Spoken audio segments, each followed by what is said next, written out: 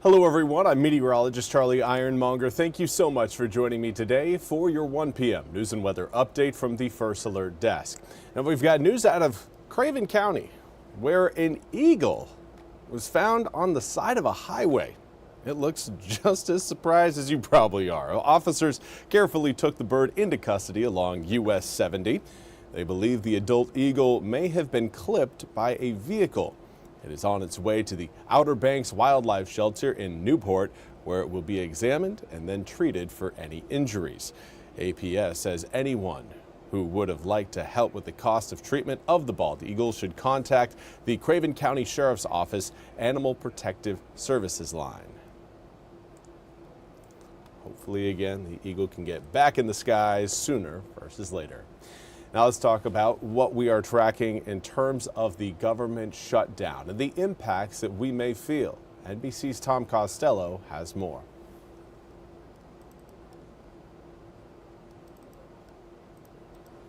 From the military to federal law enforcement, the Coast Guard, food inspectors, and the nation's airports, government workers are once again paying the price for Washington dysfunction.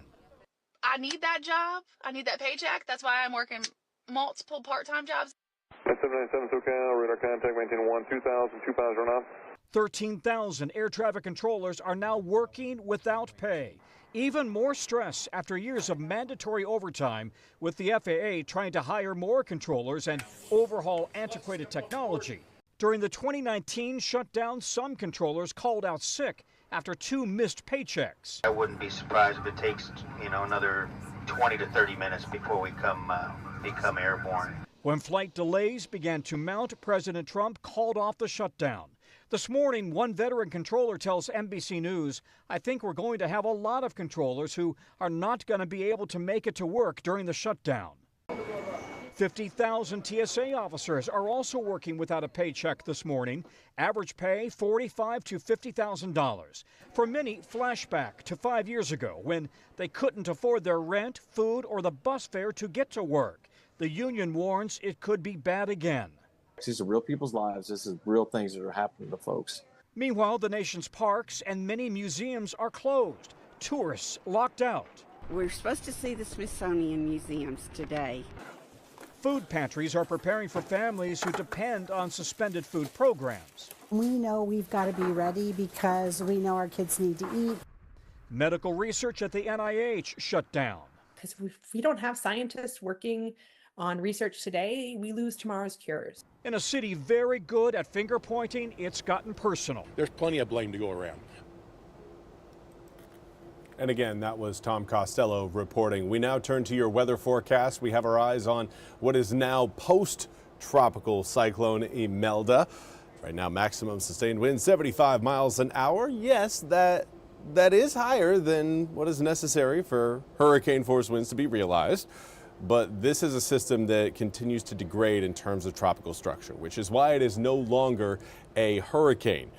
It's moving east at 29 miles an hour. Good news for us. The faster it's moving, the quicker it releases its grip, or influence, I should really say, over eastern North Carolina's winds. That's really what we're feeling in terms of impacts. Not seeing any rain showers over the east. We do have some drops off of our coast, but cloud cover today has been minimal for most, unless you are watching along the northern side of the Albemarle Sound, where cloud cover just continues to pour in off of the water. Now, a lot of those clouds are continuing to diminish as they move over portions of Bertie and Martin counties. I don't think they're all going to be going away, but I do anticipate most of us will stay mostly sunny for not just today, but tomorrow as well. 74 degrees in Washington, comes with a northeasterly wind at 15 miles an hour. Dew points down in the low 50s. It is feeling like fall is fully here. We've got air temperatures currently in the mid to low 70s throughout most of eastern North Carolina.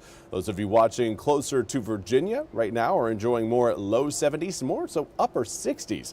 68 degrees right now in Elizabeth City, as well as Roanoke Rapids, 69 in Ahoskie and Manteo. Reason for the cooler air temperatures for those areas, likely due to the cloud cover that is present over the Albemarle Sound. Now, winds northeast, anywhere between around 4 up to 20 miles an hour. Winds today, again, are going to remain breezy and gusty.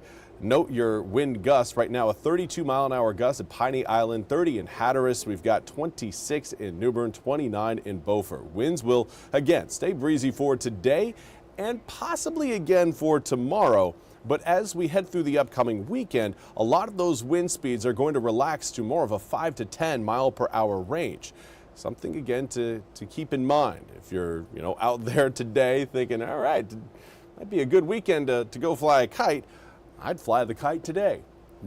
Why put off for tomorrow what you can do today? But again, tomorrow winds will still likely be a little bit breezy. Certainly enough to hold up a kite over the weekend. 5 to 10 mile per hour winds, not going to be that impactful. But again, do want to at least highlight the relaxing of those winds, as that's what is really kind of the only thing keeping us from a completely calm forecast is the fact that our winds are whipping around. However, those winds, with that incoming high pressure system, will continue to bring in some of that cooler and drier air that we all look for whenever we get into the fall season. The closer that high gets to us, the calmer our winds will be, and generally the sunnier our skies will be. It does look like we'll have a plume of clouds trying to work its way over the east, coming in Sunday evening into Monday.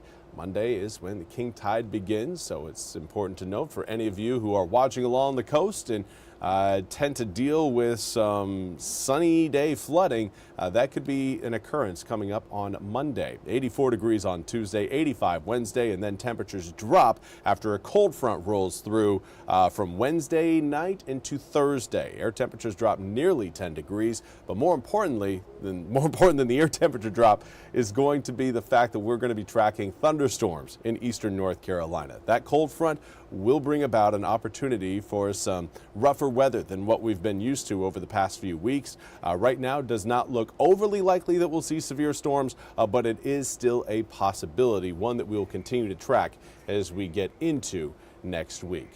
But that's all we have time for today's 1 p.m. news and weather update from the First Alert Desk. I want to thank you all so much for joining me.